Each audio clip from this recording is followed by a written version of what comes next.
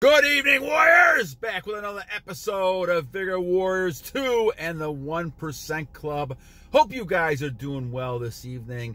I wanted to kind of do one to kind of wrap up the week a little bit and hopefully get you guys ready for this upcoming great week that we're going to have. A lot of great topics. Again, thank you guys for all the comments. I'm going to do once in. I went through a lot of the comments, and I realized something too. With all we're over 2,000 subscribers, so thank you guys. I feel very blessed about that, and I really appreciate that. But I realize also that a lot of times I haven't gone over a lot of the basis of our arguments and basically of our reasoning with semen retention and why we talk about semen retention, but we also talk about a lot of other things as well. And I think we're all kind of focusing on the excellence that you can become as a warrior and a man, a masculine male. And we're going to talk about that in a second.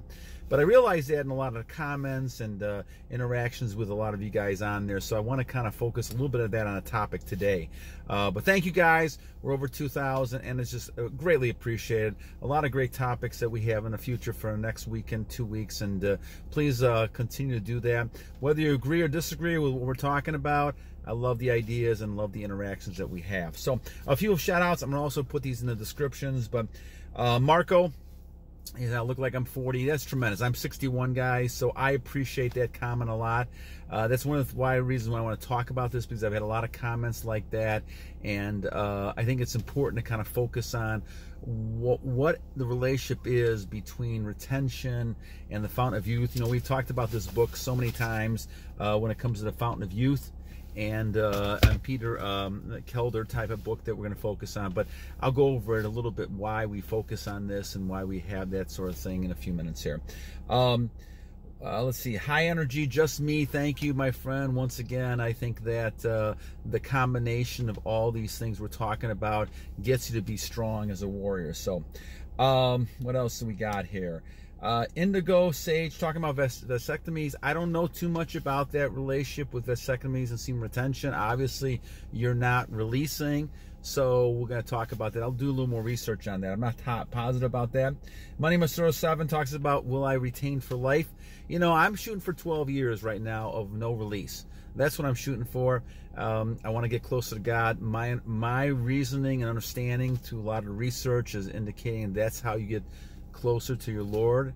That's what I'm trying to do. So we'll see. I read the biography of Malcolm X, and it was kind of indicated a few times in there, and other research I've done as well. So that's a possibility. What else we got here?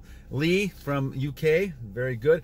Alvin, or LV1N, as I always mess up the one. But Alvin, the live stream, I'm going to try to do live stream. I get you, my friend. I just don't have the kind of time right now to try to put a time together, but I think I'm going to figure this out. I'm not good also. Someone had put down about translations as well. You know, I'm going to try to do that, guys, and I apologize. I'm not very good at technology, so I'm kind of working through this a little bit, but I will put together a live stream so we can kind of talk more as we do this more. So thank you, my friend. That's nice compliment from you. And DDD looking fantastic. Thank you, my friend. I appreciate that as well. And John Adon, thanks for breaking down the placebo effect, that this is real. And Malcolm N, cosmic sex, once again, just like the other topic with the vasectomies, I have to look more into this. I don't know, so I don't want to really talk about something I have no information about. So cosmic sex, we'll look at that too. All right, our topic today, guys. Once again, we're going to go back to this book a little bit. I always try to refer to this in a lot of different ways in our episodes, but let's kind of talk about this for a lot of the new viewers.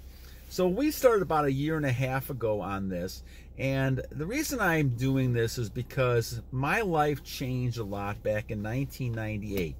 I'm 61, so that's around 30, you know, middle 30s, something like that. And I was really in bad shape. I had a couple of children at the time. Well, I had my second child coming along at that point, and I was just totally worn out. I was working a lot. I had no energy.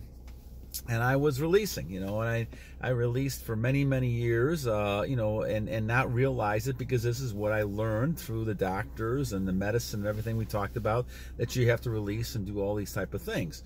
Well, I really wanted to live a long longevity life, and this is one of the things I wanted to be healthy. And I had played football in high school and college, and so I did a lot of, I got banged up a lot, and I got injured, and I had a lot of arthritis, all kinds of things in my body, and so I struggled. I had eczema, all kinds of different types of things in my body, and so I was striving to guarantee my last life, not only for my kids who are now in their 20s, but just overall to have good health so that I would not go into my years focusing on being infirm, ailments, all this kind of stuff. And I really looked at myself as trying to be a warrior. And so that's why I looked at the word vigor. Vigor comes from back in the 1960s. I was really, I love the idea of vigor and vim from John F. Kennedy and all these people talking about this and the energy level and those kind of things. And I believe a person can do that no matter after 20, 30, 40, 50, 60, 70, 80 years old. They still have that vim and vigor and actual type of energy. So for those newer viewers, 1998, I got lucky. I went to a Goodwill with my wife. We moved into a new area in the Midwest, and I found at a Goodwill, I found this book by Kelder called The Fountain of Youth. And this is the original book. This is just this copy is just kind of I think it was redone several times now since then. But the idea is that they talked about this book about a person who wanted to look younger, the colonel, and he went up to the tribes in Tibet, and he discovered a great deal of things here. And I looked at this book and I said, I'm not sure if this is correct. This was like 1998. There's a lot of testimony in the book, and I had no clue. This is the first time I've ever seen something like this. And I read through it, and then I started doing the exercises. Now, the 5 exercises are the ones that we always talk about, and we've had several videos on this, and you can go back and look at the library of videos, and we've talked about exercising, and I've shown them. I haven't actually been able to demonstrate any of them. I think I showed pictures of them, but I haven't really been able to demonstrate them, so I will do that at some point, and I promised you guys I would, and I will go back to that. But the idea, guys, is that you're focusing really on, they call chakras into your body, and you're trying to keep them moving. And as you keep them moving, you're going to kind of stall the aging process. And this is what ends up happening. And so I started doing these in 1998, and I was probably in the mid-30s, late 30s, things like that, and did that. So the process, as far as my perception it goes, is that it slows the aging process down so that as you age, as you age biologically, you're not going to age the same way as you look because the chakras keep moving, as long as you're consistent. And I think our friend, I just saw one by Jermaine, and that's what he mentioned, and he's correct on that. And a shout out to you, Jermaine, on this too. I think that as you're consistent, you have to continue using these every day. And so since 1998, this is but 25 years now, I've been doing these exercises, and I felt that I had a great deal of success with it, and I do. And it's continued. So a lot of what we're talking about beyond the retention part focuses on this. As being a strong warrior, you have to look at diet, and they talk about this a lot in the book, and we've talked about this before. The chants, the auras that we talk about, the chants, is also part of this. And so there's also the exercises, but a lot of other things to this. We talk about in a diet that you should just have the meat in a separate type of meal, then the breads in a different meal, and not mixing it like we do with hamburgers when you have the breads and the proteins and all the things you're mixing together is not good for your digestive system. And I would agree to that because I've had that before, and it's not good. Now, have I been perfect with all this stuff? No, and I'm still learning a lot. And so I didn't have the amount of success I wanted up about, I would say, about 3 years ago.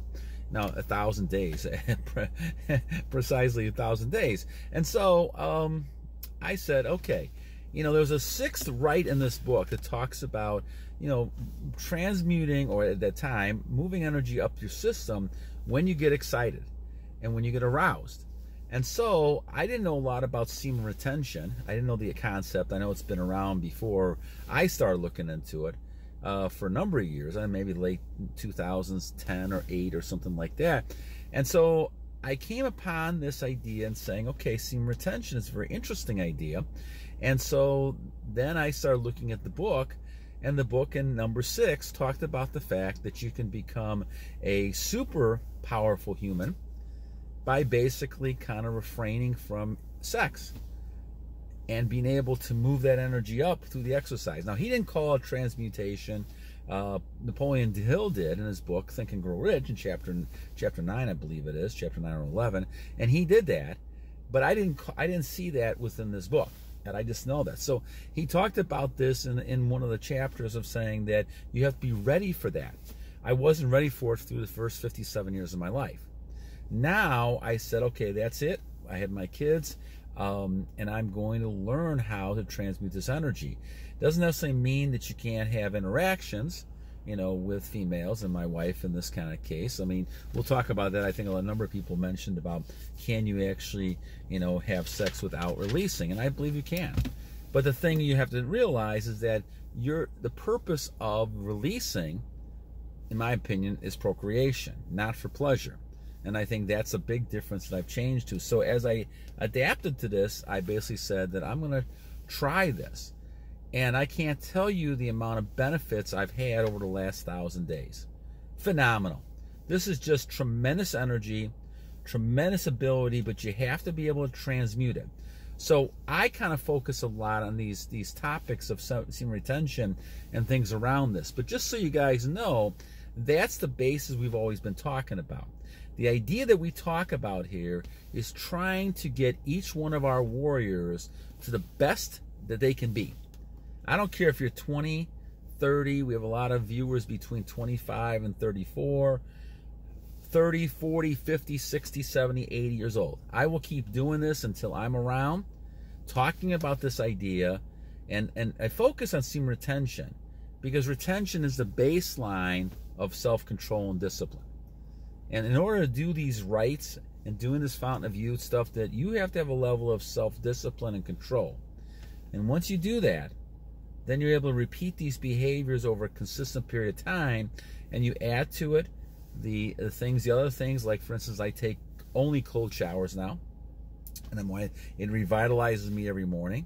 I try to fast between 8 o'clock and 12, 16-hour fast if I can every day. I try to do a lot of things with diets. Now, I'm not perfect, so I struggle still with that. I always joke around with you guys that I have the 2-pack of abs. I'm looking at 6, and I'm still trying to get there. So we'll get there. But that's one of my faults, is the sugars and the carbs. And so we talked about that many times as well.